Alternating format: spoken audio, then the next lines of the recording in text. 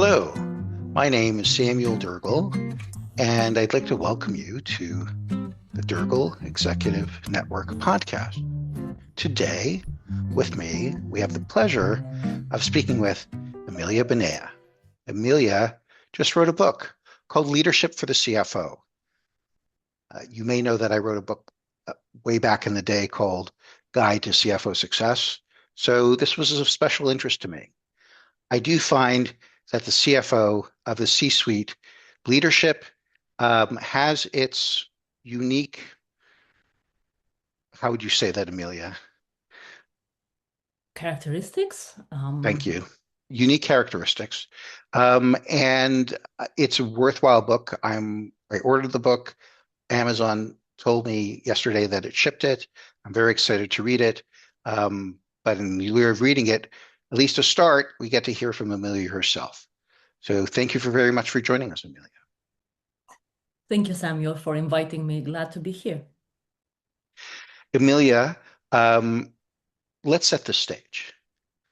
I'd love to be able to share your background and expertise with the audience so that they could understand where you came from to write this book called Leadership for the CFO.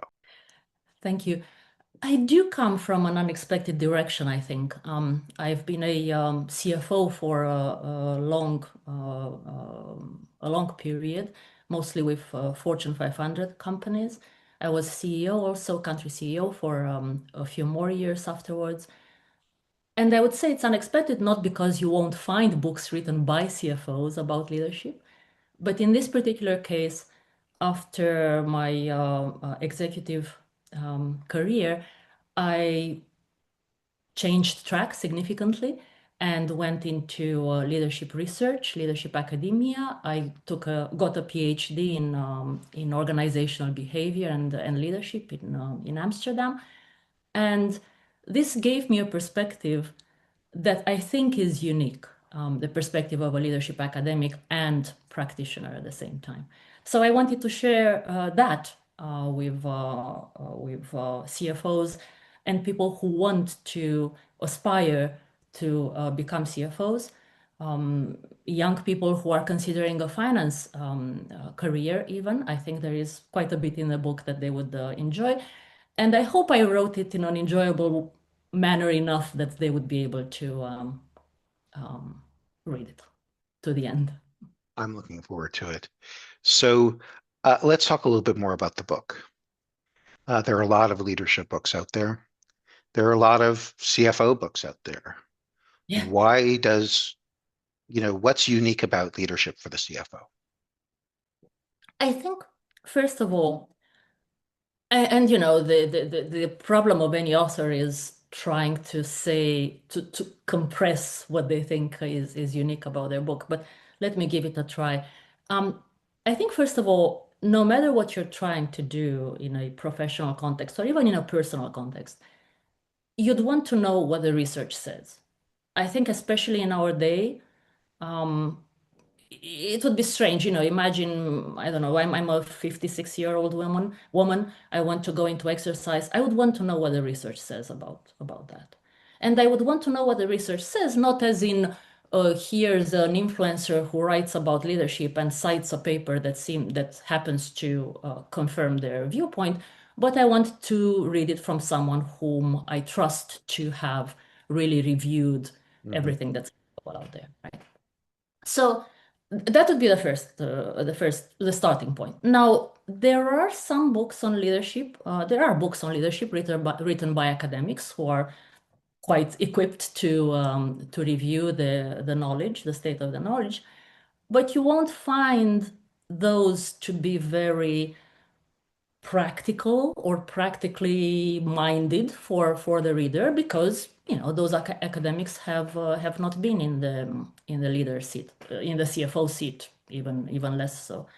So in this particular case, you're reading a book that basically synthesizes the research, the available research, organizational behavior, psychology, leadership research, while looking at it from a pragmatic CFO, I should say finance professional viewpoint, from the viewpoint of a person who can solve an equation, as I like to say. and who needs something logical, to the point, speaking to their experiences. So that I would think that that's one unique perspective. Another unique perspective is that, and I'm gonna make a very big claim here. It offers an exhaustive framework for leadership. Okay. And you could say, wow, wait a moment, there's so much knowledge out there. How could anything these days be exhaustive, right? Right. But what I mean, of course, is not that it contains everything that's ever been said about CFO leadership, but rather that after you read this book, anything that you might read, learn, experience, hear afterwards about Hmm. leadership in your area, you will be able to map it over let's call it map, the terrain that I have described, right? So it's a framework that is complete. And how do I know it's complete? In research, you'd say that's not a falsifiable hypothesis, right? You never know when something new comes up. And that's true. I mean, at the extreme, it's still true.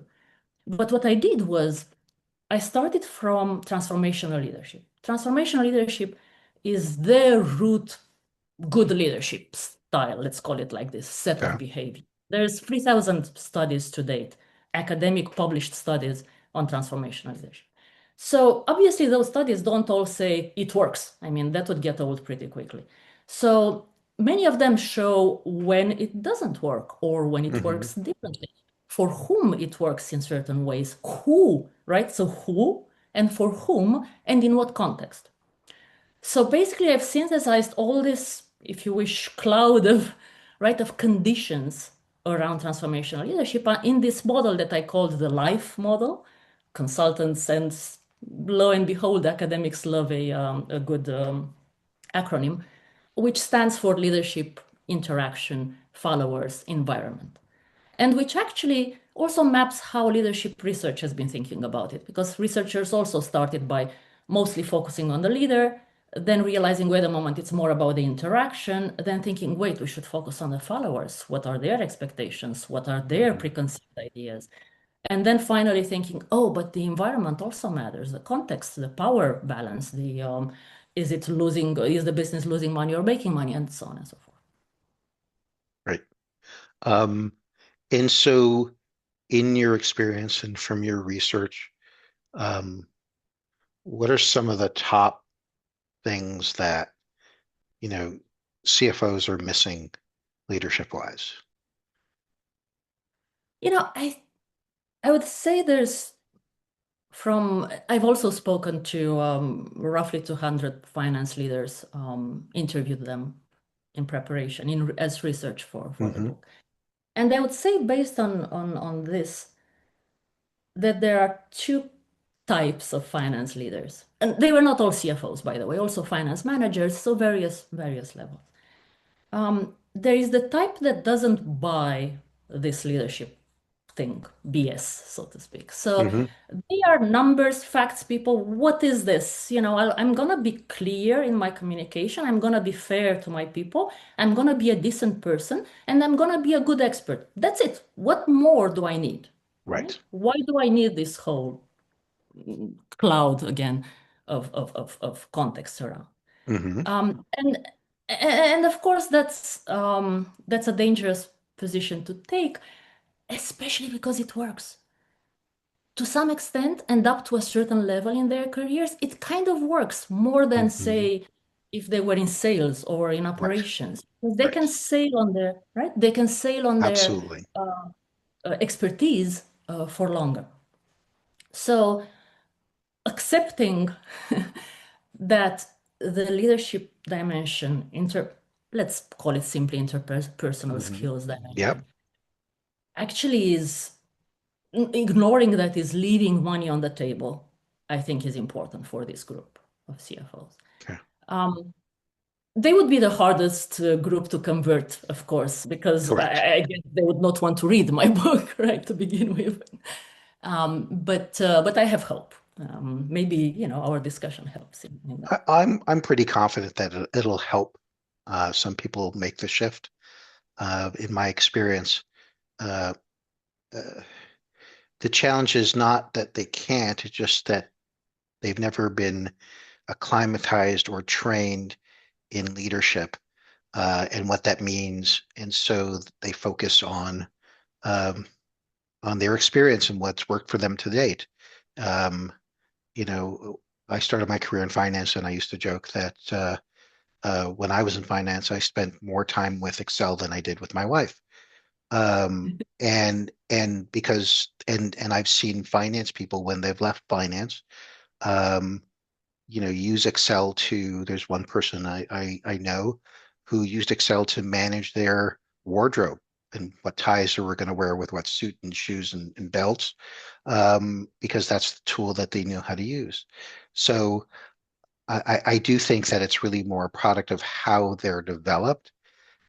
One day they end up in the CFO role, and all of a sudden their expertise is a foundation for what they're going to do, but it's not their job anymore. And Yeah. sometimes they don't realize that until something happens. Yeah, yeah. That's absolutely true. And actually it has been, and maybe I should say this also encouraged me to write a book. It has been my own experience as well. I when and maybe I should continue because I actually come from the second category, but I still arrived to the point you've described just a bit earlier. So I mentioned there's two categories. The other category, I think, and I was among them, is the one that actually does believe there is something to leadership, but because they have no time, because like you say, they are not conditioned to look for the subtleties in there. They sort of adopt the leadership at face value. So what is the tropes about leadership? The what I call children book leadership, where it's like I mentioned it earlier, like the children book representation of a town with the mayor and the policeman and the whoever baker who all do their jobs beautifully and are all smiling and friendly. No, it's not false. It's just an incomplete representation. If you actually tried to go into Mm-hmm. social life believing that's reality, you'd probably have a wake-up call. So I think and again, also based on my discussions, some of the finance managers I spoke to recite dutifully these face value leadership ideals, like leaders should eat last, sacrifice, self-sacrifice, always, be a servant leader. I think that's the key in leadership. And by the way, it might, to some extent work Mm-hmm. for For them. sure. Empathy, it's all about listening and empathizing with your followers. Um, and so on and so forth. Values, lead by your values, stay true to your values, your true north. None of this is false, especially in certain contexts. All of them can lead you into very dangerous territory. And that's a bit where I came from. So coming back to what you described, I was a CFO for quite a while, and I kept being successful, career-wise, progressing, going into bigger and larger organizations, being promoted, getting, the good evaluations, and so on and so forth. So I thought everything was going great, and I was a good leader. What was happening was it was working again, not because I ignored leadership as a concept, but because I believed it was made of excelling professionally with Excel or without Excel, and being morally irreproachable, right? Which for a CFO, by the way, is very It's important. very That's very important. special, right? But we tend to, and again, and this is specific to CFOs, by the way, one of the specifics. Mm-hmm. We tend to confuse this moral rectitude with not budging left and right. So I've set my set of values and I'm not gonna adapt because, hey, that would be compromising and I'm a, fully moral person. But what happens very often is that we tend to mix, because we don't have that detailed knowledge of leadership that we could get from Samuel's book or from my book. We tend to confuse our habits to mix to take our habits for our values. And what we think doesn't feel right. It doesn't feel good to the gut, so it must not be according to my values. It's actually just not being used to a new context, right? So in my particular case, I found myself all of a sudden in a much bigger CFO role that came with much more ambiguity, that was in the context of a very big change program that was really putting everyone on at the edge of Mm-hmm. their chair, if they had a chair, you know. So there was a lot of uncertainty, which meant quite a bit of politics. But it was not, to be clear, this was not by any measure a toxic environment. It was decent people, actually quite smart people around me, under stressful circumstances. And I was in this role that was at the same time powerful and powerless, because I had all sorts of functional lines and I had to work with influence and make alliances and sell my agenda Mm-hmm. for the board meetings and all these things that not only was I not used to, but in my moral code, they were politics. They were, scheming Right. and didn't fit. So I got into burnout very quickly, and I won't tell the whole story. In the end, I was extremely lucky, which is where the E from environment comes in the model. I was extremely lucky. A few things changed that helped me, that gave me the time to regroup and rethink and breathe breathe in and out and realize what was happening, and things went up from there. But I could have gone out off completely, right, from the leader. We've both seen people that have. Yes. Yeah. Okay. So reading your book, I think, is an opportunity to give people a perspective that maybe they haven't considered. Practically, how do people that want to change? What is a big piece of advice that you would give to an up and coming executive um, that was, built in the compliance world of getting things done and being honest and being kind, and in from the black and white world to the many shades of gray necessary to the proper, effective functioning, not only of the finance role, but of the finance supporting and leading the business. What's that one piece of advice you can give them? I think wanting to change, you said people who want to change, that's definitely 50% of the battle won right there. So getting to where they want to change, I think is the hard part. Now, once they're there, it, it's a lot about reflection, taking time for reflection. And something that CFOs typically don't have is time. So that's gonna be hard. That's gonna be like you have to tear away part of the time that you could have used to optimize your capital structure, to actually think about this murky, hard to measure thing that is your leadership, right? That you might not even know if you're successful or not. Right. And so it's about taking time to reflect and taking pleasure in the process. So, One of the things that we recommend when we're helping our clients hire a CFO, and we do it across the executive functions, but specifically for CFOs, is to give them a budget for coaching. mm, Working with an executive coach that can help them um, grow as a leader, and really have the opportunity to talk it through. Um, I've had that opportunity myself to help some CFOs in their career, um, deal with the challenges and change for the better.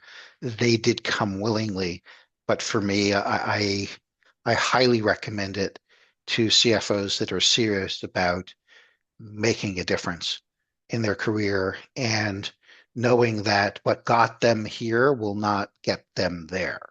So I hope that the CFOs that have the opportunity to read your book and have that light turned on and have that desire to be able to say, uh, I'm ready to improve and ready to be a better leader as a CFO. I think that's a great win, Emilia, and I'm very happy that you made the effort to put that book out there.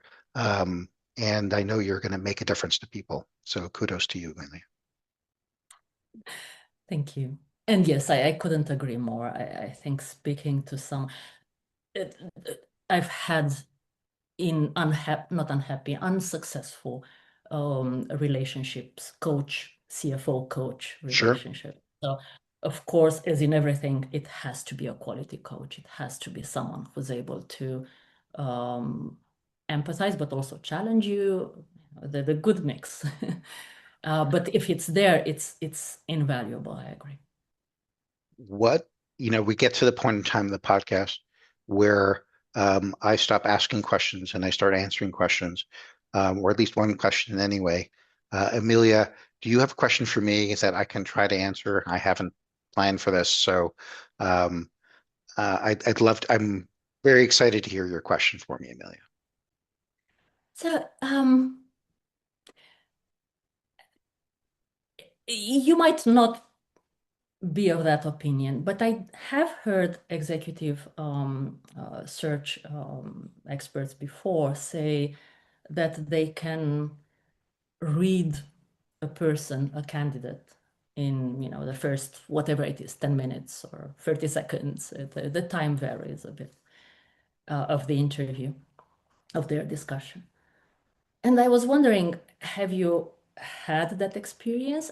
And if you have had it, is there something about CFOs that you can tell quickly, from those first few minutes or So I see it as a two-part question. The yeah. first is, can I size up an executive quickly? Um, you know, we all have biases. It's part of our human nature, and those biases um, can feed the family of a psychologist for a very, very long time if we get into it. However, the we all make every time we meet someone for the first time, we have an immediate impression, and that sticks with us. Part of the value in the work that I do and we do, and is important, is that yes, that first impression is important, um, but allow yourself to get it changed.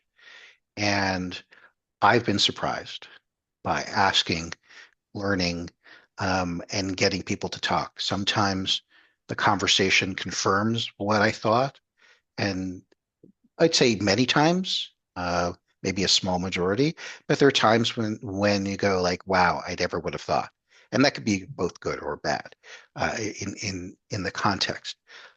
So yes, that's generally, and specifically with regards to CFOs. The second part, um, I I grew up in finance.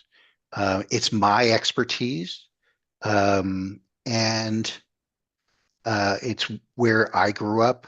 So I have a second sense or a sixth sense maybe to what it is. So yes, that's certainly helpful. It's how I built my executive search practice. I started in finance. Today, finance is one pillar of many. Um, but yes, it certainly starts that way. But somebody who's good in search will not let that be the final decision. It's important to do that. And asking questions is how we get beyond that. I love it. And it wasn't a trap, but I love how you're saying that you're keeping an open mind. So we are human, you might form a first impression, but you allow yourself to be disconfirmed. So The that's good news is that reason I allow myself to is because I have been surprised. Okay. And what's also interesting, just to add that up, there are times as someone in executive search where I have an opinion on someone, and my client sees it totally differently. For me, what I try to do with my clients is I'm acting as if I'm my client. I'm acting as if my client is interviewing them through the lens that they look through at people. So when I'm looking at people, it's like when we both wear glasses. When we go to get our eyes checked, they put they change the lenses. Is this, how does this look? Is this better? Is this worse?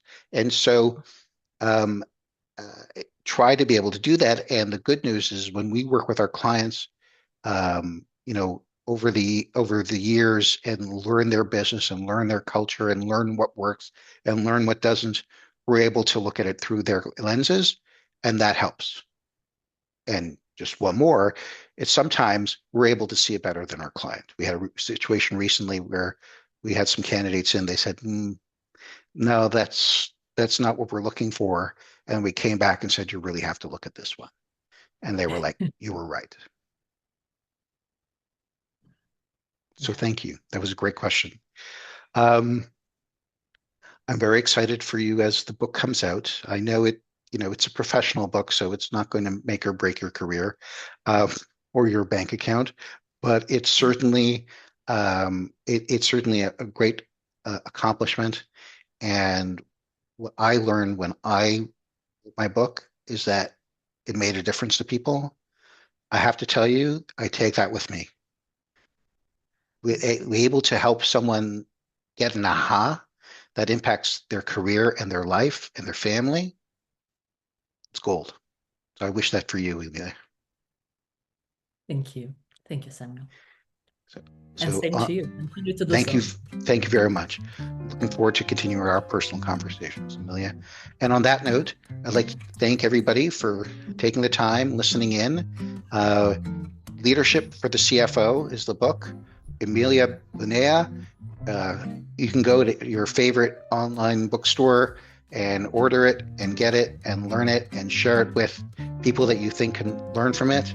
Happy to get your feedback. You can add your feedback in the comments or message me directly on LinkedIn. Thank you, Emilia. DERGEL Executive Network Podcast by DERGEL Cornerstone.